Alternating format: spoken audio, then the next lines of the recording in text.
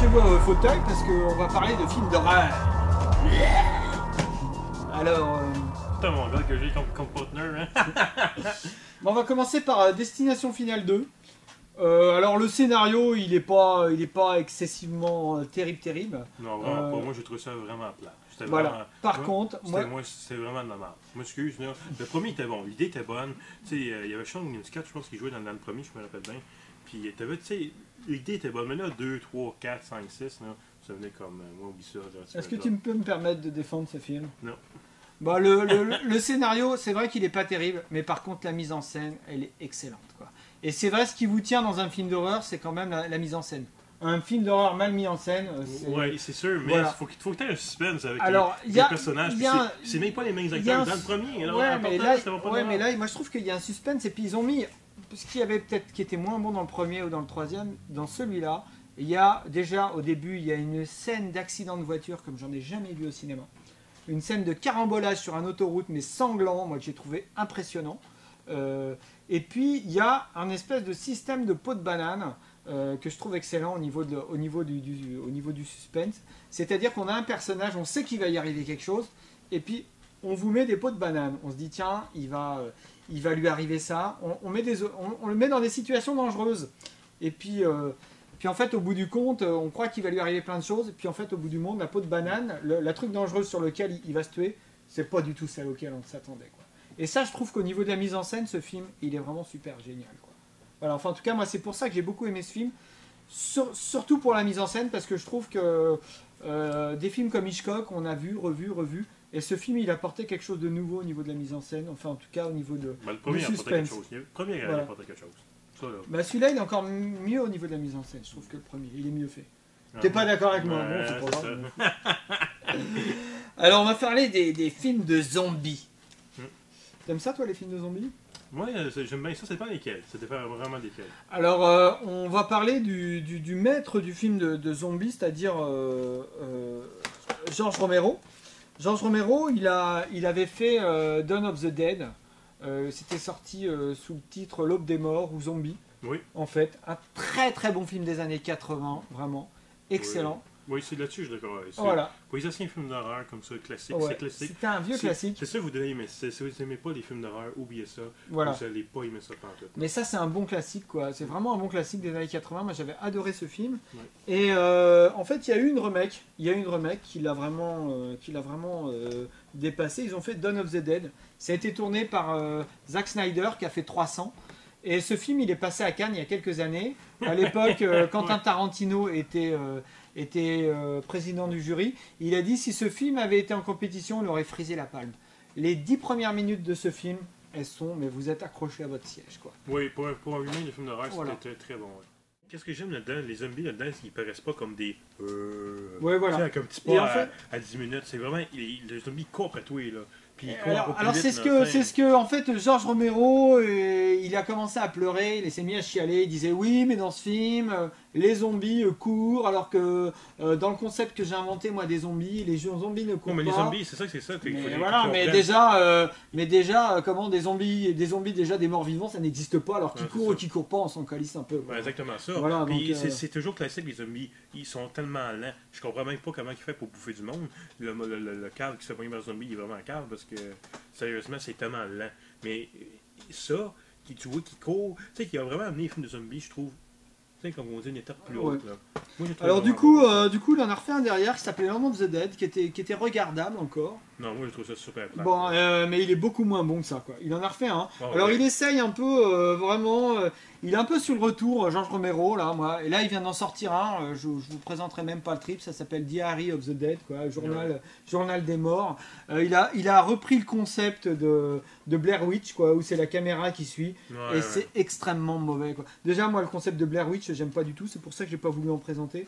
Parce que je trouve que quand la caméra suit les personnages comme ça. Faut pas être sous. Voilà, non, mais je veux dire, quand la caméra suit les personnages, on n'a pas une construction on n'a pas une construction de personnage aussi forte que quand il y a un montage tel quel, quoi. C'est un peu tout et n'importe quoi et des fois il n'y a même pas d'histoire. Voilà. Non, exactement. Alors voilà, il y a rien. Alors on continue avec un très très très bon film anglais On a quelques films anglais. La Descente. Alors ce film est en 2 parties très original. Déjà la première partie, il y a un gang de filles qui descendent de faire de la téléo. Et pendant la première partie, déjà ils se perdent, ils restent coincés dans une caverne. Alors déjà on devient claustro. Déjà il y a déjà une angoisse. Et dans la deuxième partie, elles vont rencontrer des bébés. Elles vont rencontrer des bébés. C'est fucky. Et ce film est très noir et très fort. Et elles vont pas se laisser faire non plus. Et c'est un film d'action, un film d'horreur et un film de suspense vraiment génial, quoi. Moi je vous dis, c'est un des meilleurs films d'horreur que j'ai vu ces dernières années. Il est vraiment extrêmement fort. Et les actrices qui jouent, l'interprétation des actrices qu'il y a dedans, T'es bonne, t'es très bonne. Ouais, elles sont vraiment très bonnes à tous les sens du terme. Non, c'est très bon. Moi j'ai surpris de ce film-là. On continue avec la série des 28. Alors il y a eu 28 jours. Et puis il y a eu 28 semaines plus tard. Moi, le premier, j'ai adoré parce que c'était réalisé par Danny Boyle. Ouais. Il est un excellent réalisateur anglais. Donc, pour ceux qui ne connaissent pas, c'est lui qui avait fait Trainspotting. Ouais. Il a fait d'autres. Il avait Sunshine il y a peu de temps. Ouais, peu de temps. Ouais. Il a fait d'autres bons Très films. bonne mise en scène, Sunshine. Ouais. C'est un très bon metteur en scène. Le premier, moi, j'ai adoré. J'ai pas comme adoré, mais je trouve que le film était un bon film regardable pour un film d'horreur. Mais le deuxième, là, c'est un peu un concept de film de zombies avec des zombies qui courent, ce qu'avait fait un peu comme Dawn of the Dead, ce qu'avait fait Zack Snyder aussi. Donc c'était assez... ça. Mais le deuxième, moi, j'ai détesté. Je trouvais qu'il n'y avait pas rapport par d'autres. Ben moi je suis pas d'accord avec toi, j'ai préféré le deuxième. Non, pour moi, je trouve que le deuxième, le scénario est bien meilleur. En fait, non. Il se passe beaucoup plus de choses. Moi j'aime bien quand il se passe des choses, qu'il y a une histoire. Je trouve Catherine McCormack et puis l'acteur, je sais plus le nom là, l'acteur qui a commencé dans Trainspotting avec Danny Boyle. Je trouve qu'il y a d'excellents acteurs et que le scénario est très bon celui-là. Et moi j'ai trouvé que la suite était bien meilleure que la première. Non, et puis il y a une musique dans celui-là qui vous tient. Il y a une scène où avec un hélicoptère il passe au-dessus. Il y a vraiment des scènes cultes dans ce film. Il y a une scène où avec un hélicoptère il passe en SRAS mode pour découper les zombies que j'ai trouvé vraiment excellente, vraiment bien faite, quoi. Vraiment ce film. Toi tu défendras celui-là. Moi je défendrai celui-là, quoi. Ouais, voilà. Le deuxième, pas normal. À vous de voir. C'est à vous de voir. Moi je pense qu'après les goûts et les couleurs des fois ça se discute pas. Hein. Après c'est une question aussi de sensibilité. Exactement ça, oui. On continue maintenant, on va plus rentrer dans des classiques du film d'horreur. Oui. Ça c'est excellent. Voilà, classique du film d'horreur. Excellent film de Shining. Voilà, The Shining. Alors on va parler d'adaptation de Stephen King. Stephen King, grand maître de la littérature d'horreur. Il a été cette fois adapté par Stanley Kubrick. Et Stanley Kubrick, c'est un grand maître aussi de l'adaptation. L'un des plus grands réalisateurs. Ouais, qui savait adapter des grands romans, qui savait faire des adaptations. 2001, l'Odyssée de l'espace, Lolita de Nabokov, il a vraiment fait des merveilles. Et là, vraiment, ce film. Et Jack Nicholson dans ce film. Ouais, tout fucké. Il est complètement taré, quoi. C'est vraiment un psychopathe, quoi. Il est vraiment génial. Il est assez fucké. Avec sa hache. Mais je vais pas te faire de mal, je vais simplement t'éclater la tête.